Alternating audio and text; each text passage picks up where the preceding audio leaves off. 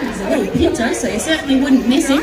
Yeah, second, we've got Always Be Rexy for Riley McMullen, stretching out like a good thing. Look at that. For a little pony, he can stretch those little legs out. In third, we've got Denel's Dash. He's trotting along like a good thing once again. Twist of Fate right there, right on his back. He's just about to overtake, and off he goes. And right at the back there is Hurricane Harry. So he's stretching out nicely over the ground, and he does have a marvellous trot, that little grey fellow at the back, and he's making some great strides at taking the ground off these front markers. But little Wally, look at him go out in front. Give him a cheer as he comes past you. He'd love that, and so would Zoe. That's what she's here for. She's here to hear these crowds. So these kids love being in here at Ekka, and it's great to see when the crowds come out. Congratulate these little fellas, because they do a marvellous job in turning these horses out. Little Wally, look at him go. I reckon he might have them covered here tonight. Always Be Rexy has just gone a little bit roughly there in second, and Twist of Fate, look at him coming on strong in the last strides.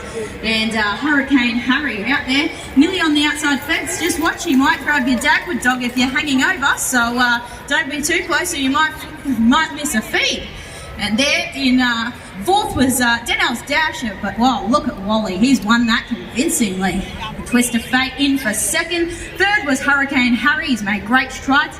Fourth was Denel's Dash, and look at him go, and Always Be Rexy was just there. He made a few little errors, which cost him probably being a bit further up, but Riley's done a marvellous job to pilot him round safely, and these kids are done and dusted for another race here, so they'll come back and we'll get our next heat out onto the track in a minute. So, but as they come round, give them a cheer. Haven't they done a marvellous job with these little ponies? And if you're interested in getting involved in mini trotting, don't be afraid to go and ask someone. They're right up the top there, or look them up. We've got two clubs in Queensland. We've got the Queensland Junior Harness Racing Association.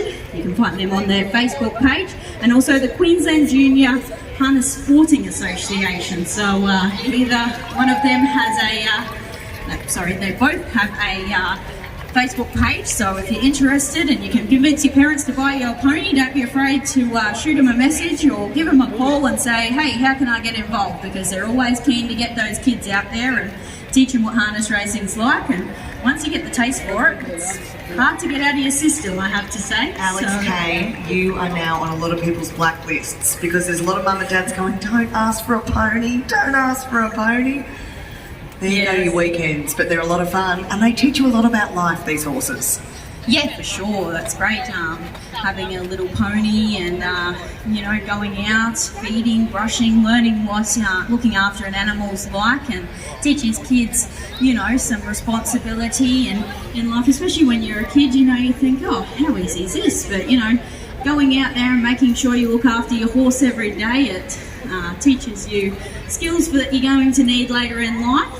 And it certainly is good. It keeps you out of trouble anyway. It takes up a fair bit of time. It's probably not the cheapest of hobbies to have. Horses aren't necessarily cheap. Mind you, these little ponies don't take a lot of feeding. They are generally pretty good doers. So normally if you look after them well and do all the right things, they're not too bad to have. So you can pull mum or dad's leg and say, hey, we probably could get a pony, we could fit it in the backyard, then maybe they'll let you have a go. Hey, can I tell you, the news has just come through that we have achieved 400,000 people through the gate for this year's Ekka. It's been an enormously successful show so far. And tonight we're going to give you an Ekka Nights to remember. It's a really special celebration of all things loud, skillful, and fast and furious. And speaking of fast and furious, it looks like we're lining up for our final trots heat for the afternoon. Yeah, we're here just about to let them go. They're all just getting on their marks, about to be let go. Up goes the flag. Little Belladonna, doesn't she jump away well for a little mare? She can put in the big stride. She jumps away lovely. In second, we've got Courtney's Crusader. She's going a little bit roughly. The driver's just getting her back under control and saying, hang on a second, we've got a trot, not canter. Bow Nose is in third there, making some good strides on the outside.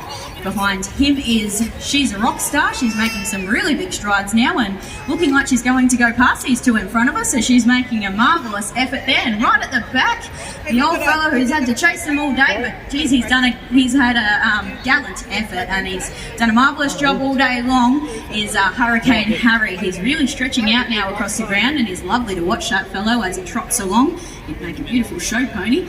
In front though, Belladonna, look at her. If she can hold on, she might just take these all the way. Give them a cheer out there. Let the kids know that you're out there to support them. They love it. That's what they're out here for. And look at little Bo Nose. He's really charging along now, making some big strides. Third, we've got She's a Rock Star. Look at Hurricane Harry back out on that outside fence, but that ground doesn't worry him. He just floats across the ground. He's got a beautiful stride on him. And at the back there, we've got Courtney's Crusader. She doesn't quite want to play the game here tonight, but she's doing a marvellous effort all the same, and so is the driver. But look at Belladonna. She just goes down to the wire untouched. What a win that was. In for second, Hurricane Harry. He's trotted beautifully all day. And Bo Nose was there for third. Fourth, She's a Rock Star, and there, trotting along lovely now, is Courtney's Crusader. Give these kids a round of applause. I think that is going to be their last race for this evening, but they've done a marvellous job in turning these ponies out and giving them a spin around Ekka for you guys to be able to see and witness just how good they are.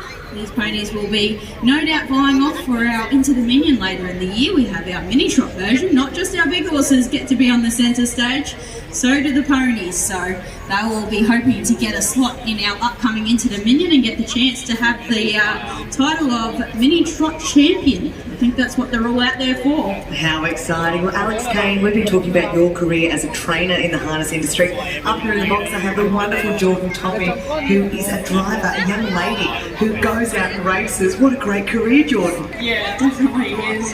Gives you a real thrill, especially around here. Tell us how you got involved with the sport of harness. A couple of years ago, my old man gave me an ex-pacer, and I had Dan Russell out to trim him up for me, and I got a bit of a bug from there, and ever since then I've been helping Dan for a couple of years, and then I moved out to a trainer, Ryan Beavers, and I've been with him for the last couple of years, so it's been really good. Where have you raced? Tamworth, Marburg, Redcliffe and Albion Park. Where's your favourite place to race? I don't mind Marburg or Redcliffe. I don't mind the smaller tracks, hence why I like here a little bit too, but yeah, definitely the smaller tracks. And what are the characteristics of a good driver? I think you just got to be out there with a clear head, just playing how it goes, and yeah, you can't overthink it when you're out there. Does help knowing where you're going to start in the race? Yeah, the barrier draws definitely help, but you know, you just got to play it by ear when you're out there and see what happens, but yeah. What's the big dream as a young lady driver? Which race would you love to win? I think any feature race would be, you know, a good goal to start off with, and then, you know, sort of work your way up from there and go to your Group 1s and Group 2s and as such like that. But yeah, definitely just normal little feature races would be a big one to win. Even around here is a good one to win, you know, just the atmosphere around it. Now you race normally at the race tracks, but you also get to race here at the Ekka. What's the difference? The crowds. The crowds are a big difference. The roar here is amazing compared to any other racetrack you'll ever go to. As soon as you go past that grandstand, you can hear them. Yeah, they're up and close and personal with you. And, the kids love it when you give them the ribbons around here as well. You don't sort of get that at a official race meeting. So yeah, being able to do that and see the joy on the kids' faces, it makes a difference. Jordan Topping, it's so interesting that you say the crowds here, because I always get worried that horses are not going to enjoy that kind of roar from a crowd and clapping and banging and fireworks and all of that. But unlike the thoroughbred, the standard bred is just impervious to it all. I think they thrive on it just as much as we do, you know.